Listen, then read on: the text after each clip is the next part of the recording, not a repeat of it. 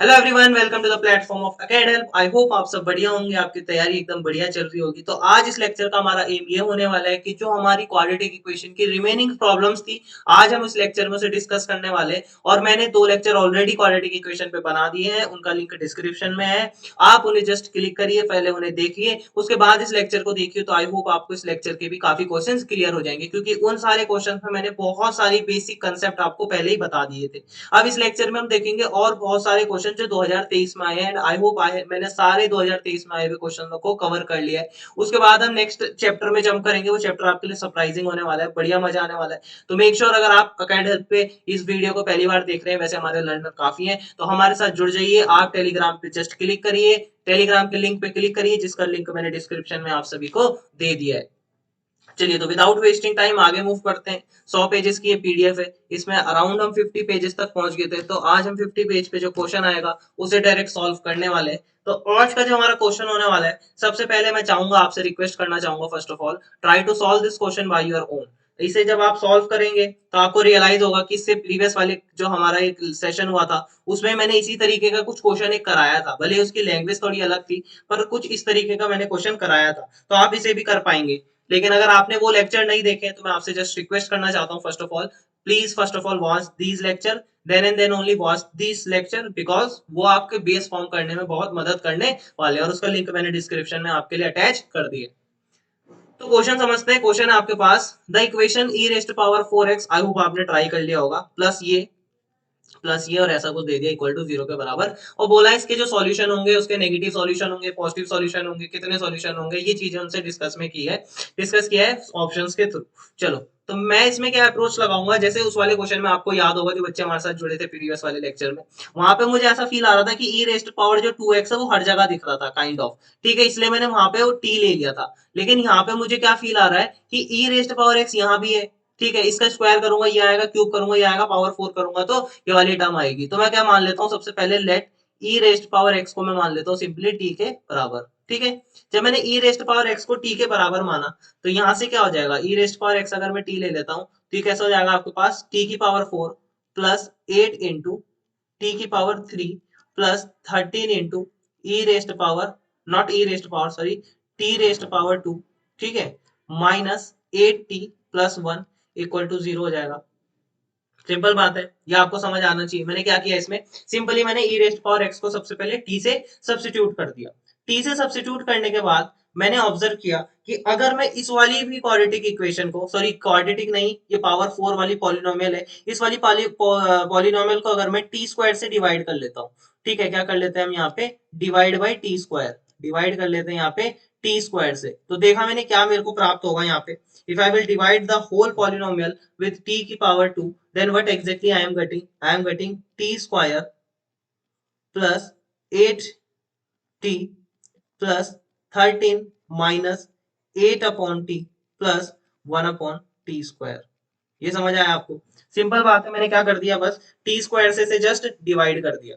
ठीक है, तो टी स्क्वायर से डिवाइड करने के बाद मेरे को ये इक्वेशन प्राप्त हुई। अब मैंने कुछ ऑब्जर्व किया कि इस वाली टर्म और इस वाली टर्म और इस वाली टर्म और इस वाली टर्म में मेरे को कुछ सेपरेट करने में, देखते हैं कुछ बनेगा कि नहीं बनेगा। तो T square plus 1 upon T square, if I will take 8 as a common from the second term and the fourth term, but exactly I am getting t minus 1 upon t plus 13 is equal to 0। Simple बात है। अब मेरे को जो T square plus 1 upon T square होता है, इसे can I write it like, इसे मैं यूं लिख सकता हूँ क्या, टी माइनस 1 अपॉन टी का whole square plus 2 into T multiply with 1 upon T. ये कैंसल आउट हो जाएगा, पर मैं चाहता हूँ कि मैं आपको सारे स्टेप्स बताते रहूं, ताकि कहीं पे आपको कोई डाउट ना आए। ठीक है, अगर आपको ये चीजें समझ आ रही है तो इसे जल्दी से स्किप करिए, नेक्स्ट वाले क्वेश्चन पे मूव करिए अगर आपका आंसर एकदम सही आ चुका है, विदाउट वेस्टिंग टाइम। पर मैं चाहता हूँ कि आप इसकी अप्रोच भी समझ लीजिए, कैसे इस क्वेश्चन को सॉल्व करना है। अब आपको यहीं पे फील आ गया होगा कि जो t minus one upon T है, t minus one upon T है, वो जब मेरे को बहुत जगह दिख रहा है, वो मेरे को 2 जगह दिख रहा है, तो मैं से कुछ मान लेता हूँ। तो मैंने मान लिया कि लेट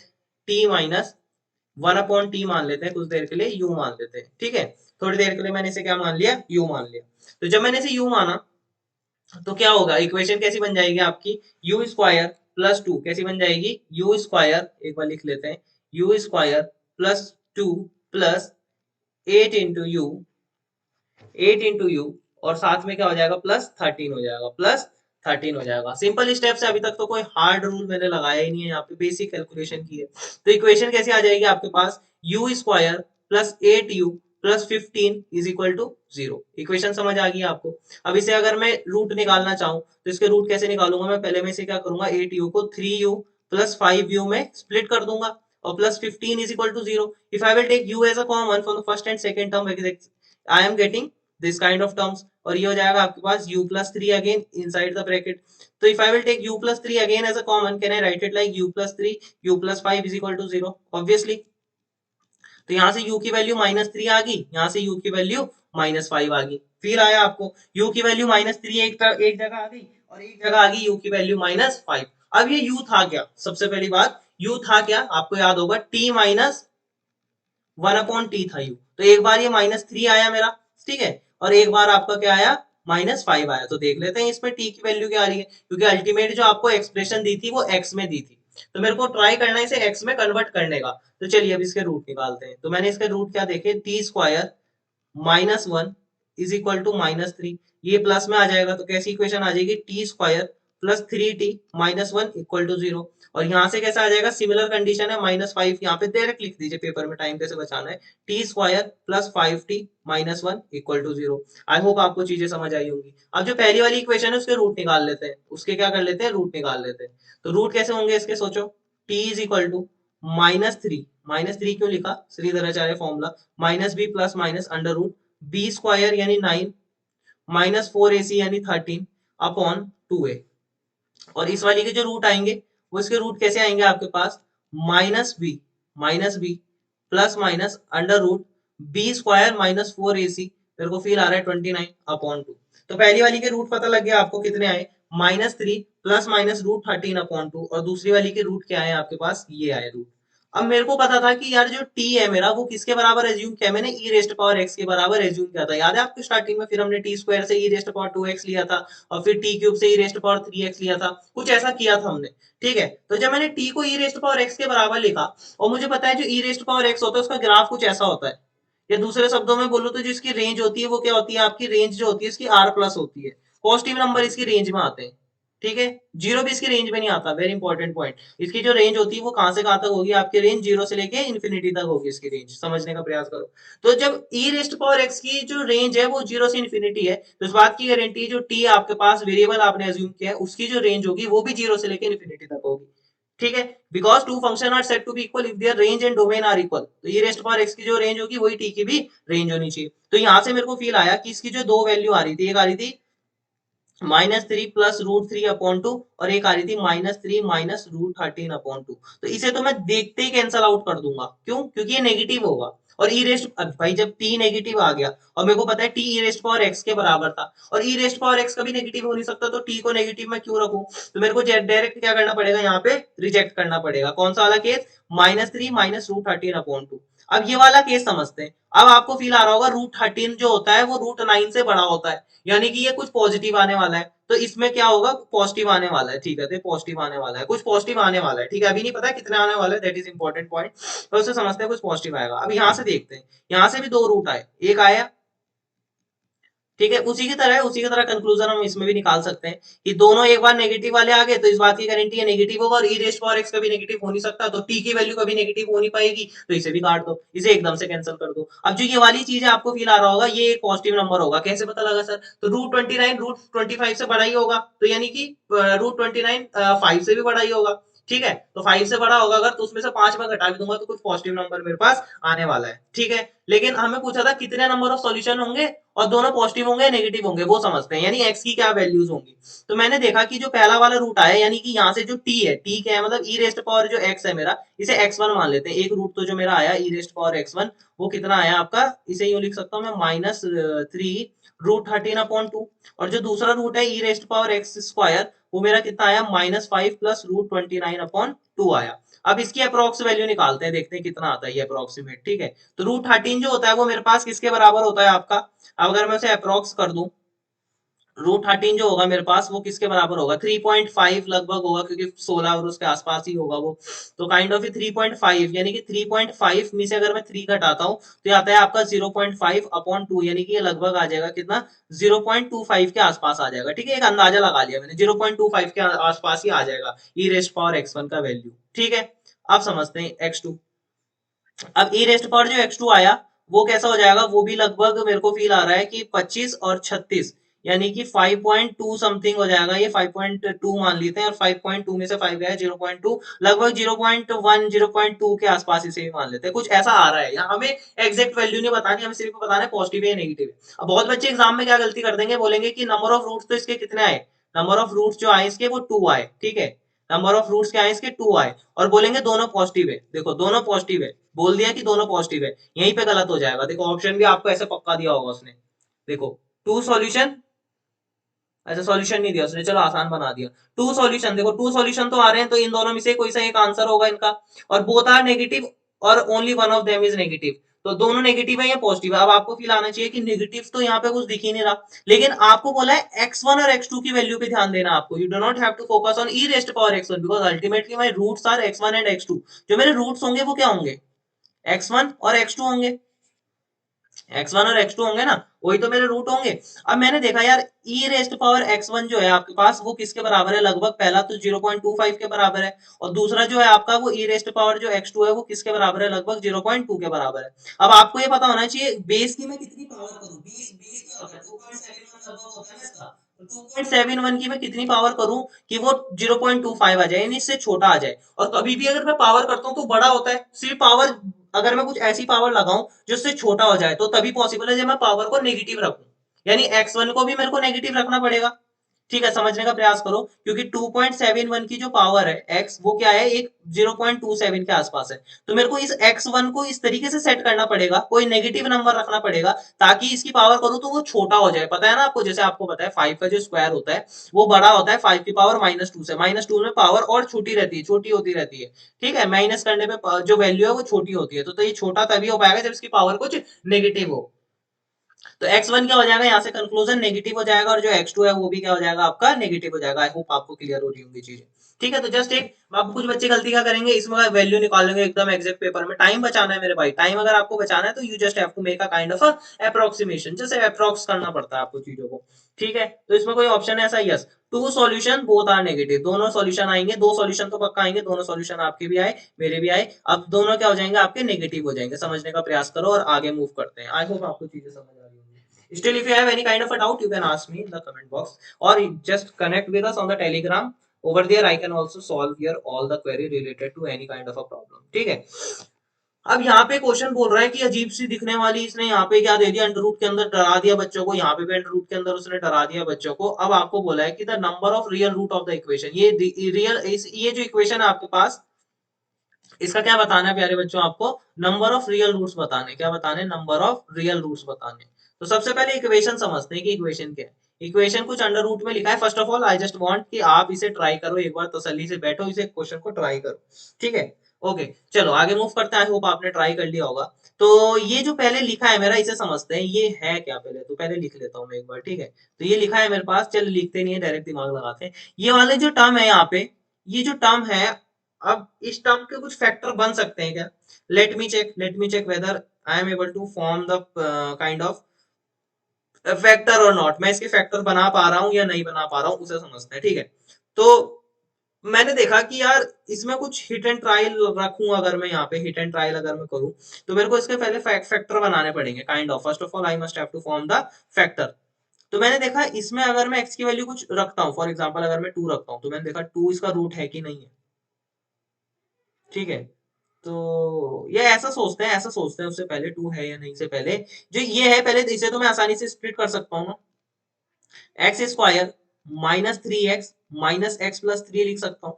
-4 को मैंने दो टर्म्स में स्प्लिट कर दिया, -3x -x में, क्यों, क्योंकि इन दोनों का प्रोडक्ट क्या होता है, 3 होता है। If I will take x as a common, can I write it like x -3, और अगर मैं -1 कॉमन लेता हूँ तो अंदर बचेगा x -3, तो जाएगा x -1 मल्टीप्लाई विद, किसके साथ मल्टीप्लाई होगा आपका, x -3 के साथ मल्टीप्लाई होगा।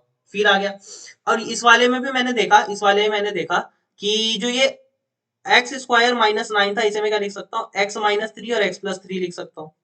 और यहाँ से मेरी बत्ती चली, मैंने देखा कि ये x माइनस थ्री इधर भी आ रहा है, x माइनस थ्री भी इधर भी आ रहा है, तो क्या मैं इसको फैक्टर कर सकता हूँ x माइनस थ्री के रूप में? x माइनस थ्री का मैं इसका कोई फैक्टर बना सकता हूँ क्या? नहीं बना सकता हूँ। बना सकता हूँ कि नहीं बना सकता हूँ? तो मैंने क्या दिमाग लगाया कि जो 4x² माइनस 14x प्लस 6 था, पहले मैं यहाँ पे लिख लेता हूँ x माइनस थ्री। मैं चाहता हूँ कि तीनों में कुछ कॉमन आ जाए। ठीक है, देखते हैं आ रहा है कि नहीं आ रहा है, ये मेरी एक अप्रोच है। ये x माइनस थ्री क्या है, यहाँ पे भी आना चाहिए, यहाँ पे भी, और क्वेश्चन वाला ऐसा ही देगा आपको, कुछ कॉमन फैक्टर आपको नजर आ रहे होंगे, वो आपको निकालने पड़ेंगे।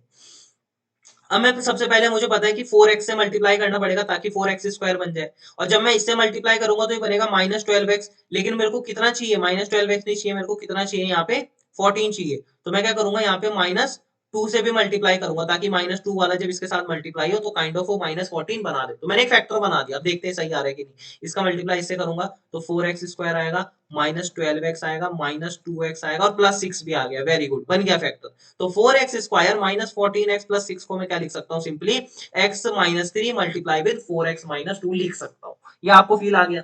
अब इसे और मूव करते हैं ब्रदर। अब ये जो पहला वाला टर्म है, इसे मैं क्या लिख दूंगा, under root of x minus one multiply with x minus three लिख दूंगा।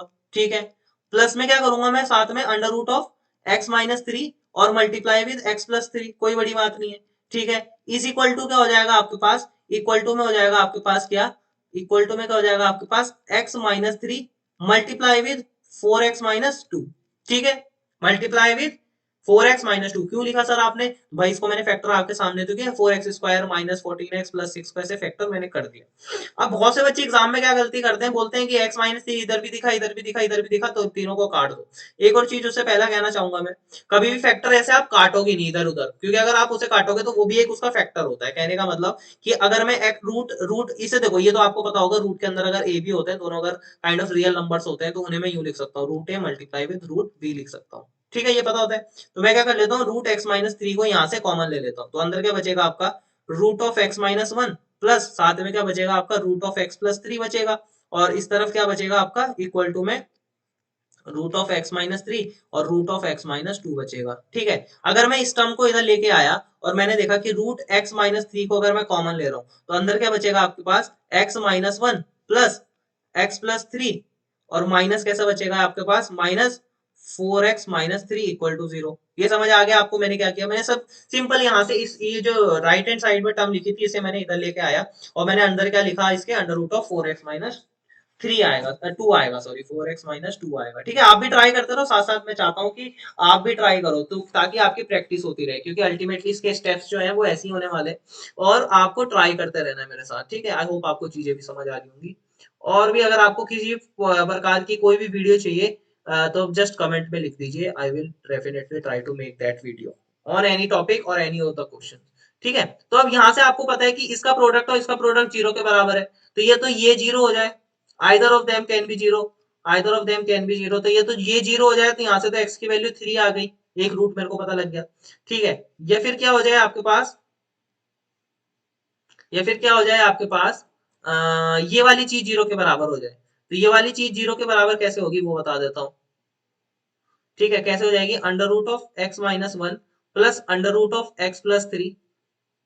चलो डायरेक्ट लिख लेते हैं, इक्वल टू में x माइनस टू, ऐसे लिख सकता हूँ मैं, कोई बड़ी बात नहीं है। ठीक है, अब आगे मूव करते हैं।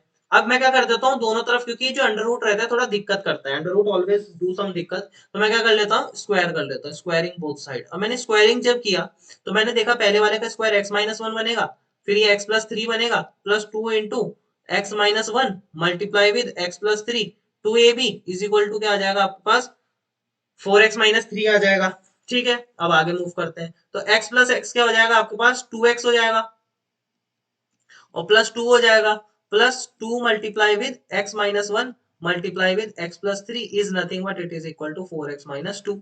ठीक है, तो यहाँ से अब इसे रूट वालों को एक तरफ लिख लेते हैं, तो रूट वालों को जब मैंने एक तरफ लिखा तो ये हो गया two x minus one under root x plus three, और ये जो x वाला टर्म है वो इधर जाएगी, तो ये 2x होगा, ये माइनस में जाएगा तो माइनस फोर होगा। ठीक है, चलो अब टू से भी पहले मैं काट देता हूँ, इसे काट देता हूँ, तो आपके जो अंडर रूट में आएगी काइंड ऑफ वो कैसी इक्वेशन आने वाली है, एक तो आने वाली है x minus one multiply with x plus three, और इक्वल टू में क्या आने वाला है आपका, अंडर रूट के अंदर के बाद यहाँ पे आने वाला है एक्स माइनस टू। ठीक है, ये भी समझ आ गया आपको, सिंपल स्टेप्स है।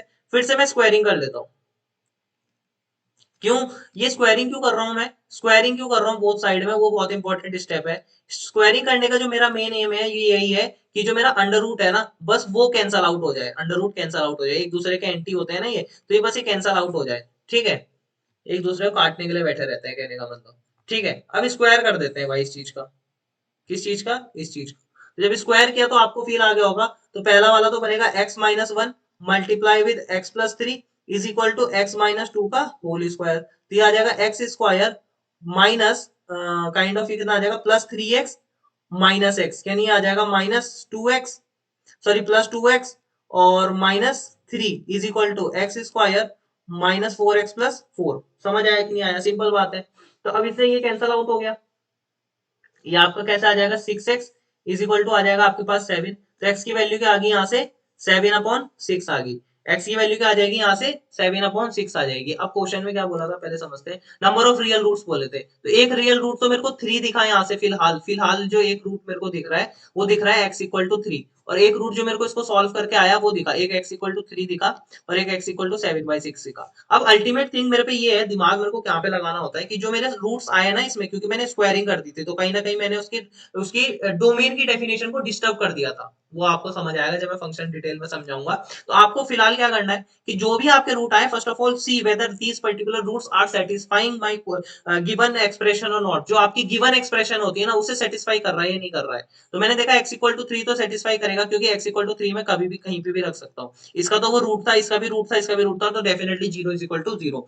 लेकिन जब मैंने बात की x equal to seven by six की, तो यहां से आपको फील आ गया होगा ये यहाँ पे मैं रख नहीं सकता, कैसे पता लगा सर आपको, तो एक्स बाई एक्स की वैल्यू सेवन बाई सिक्स आई, यानी स्क्वायर क्या हो जाएगा forty nine upon thirty six, यानी one point something, one point लगभग वन एट लगभग कुछ भी आएगा ये, इसमें से अगर मैं नाइन को सब्ट्रैक्ट करूंगा तो ये क्या हो जाएगा नेगेटिव में कुछ आ जाएगा, तो अंडर रूट के अंदर नेगेटिव तो वो फिर कॉम्प्लेक्स वैल्यूड फंक्शन हो जाएगा ना यहाँ पे, तो वो रियल नियर बचेगा काइंड ऑफ। तो आपको फील आना चाहिए कि जो इसका रूट आ रहा है वो एक ही आ रहा है, तो इसका आंसर क्या होना चाहिए one will be the correct answer, that is x equal to three. बच्चे गलती क्या करेंगे थ्री लिख के आ जाएंगे कि थ्री इसका आया था, नहीं बोला था नंबर ऑफ रियल रूट्स, कितने नंबर्स आ रहे हैं, तो नंबर तो एक ही आ रहा है, तो एक इसका क्या हो जाएगा answer, because you ultimately have to tell the number. If he will if the question will ask, if the examiner will ask the question in such a way that you have to find the real root, what will be the real root, then you simply have to reply कि x equal to 3 will be the real root of this particular equation, ठीक है।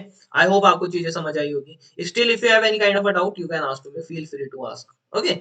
चलिए आगे move करते हैं, आगे question समझते हैं। ये क्वेश्चन बड़ा प्यारा है, क्वेश्चन देखिए, क्वेश्चन दिखने में डरावना लग सकता है, 60 की पावर 1 अपॉन 4 और दिखने में अल्फा की पावर बीटा और ये ऐसा लिखा है, लेकिन यकीन मानिए एक बार इस क्वेश्चन को ट्राई करिए, अगर आपने सारे क्वेश्चन अभी तक हमारे साथ कर लिए तो इस क्वेश्चन को आपको करने में कोई ज्यादा टाइम नहीं लगने वाला है। तो देखो क्या बोला है, और आईआईटी जेईई में आया हुआ 2023 में 25 जनवरी शिफ्ट टू का क्वेश्चन है, सॉल्व कर लिया आपने, आई होप आपने ट्राई कर लिया होगा। क्वेश्चन है कि let a belongs to R, a belongs to R मतलब रियल नंबर को बिलोंग कर रहा है, alpha beta with the roots of the equation, एक इक्वेशन दी है आपको x square plus 60 1 upon 4 x plus a is equal to zero. अब इसके दो रूट दिए, एक रूट दिया अल्फा, एक रूट दिया यहाँ पे सिंपली बीटा, ठीक है, दो रूट दिए हैं आपको, और बोला है कि if alpha raised power four plus beta raised power four जो है वो माइनस थर्टी के बराबर है, इफ क्या कंडीशन है आपके पास alpha raised power four plus beta raised power जो फोर है वो माइनस थर्टी के बराबर है, then you have to tell the product of all the possible value of a, कि ए की जितनी पॉसिबल वैल्यू होंगे ना उनका प्रोडक्ट आपको जस्ट बताना है। तो मैंने देखा यार अल्फा बीटा इसके जब रूट्स है, अल्फा बीटा जब इसके रूट्स हैं और ये आपको बोला है कि ये माइनस थर्टी के बराबर है, तो इसे पहले सॉल्व कर लेते हैं।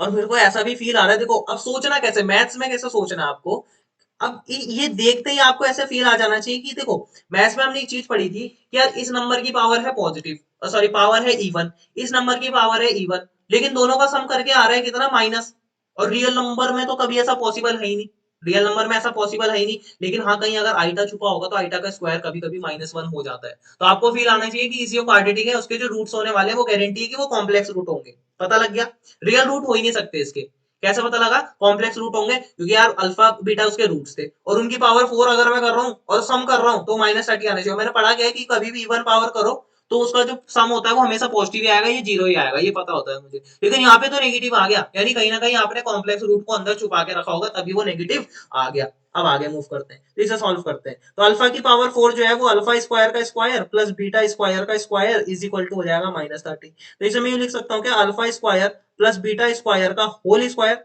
समझ आया कि क्यों लिखा, कोई बड़ी बात नहीं है।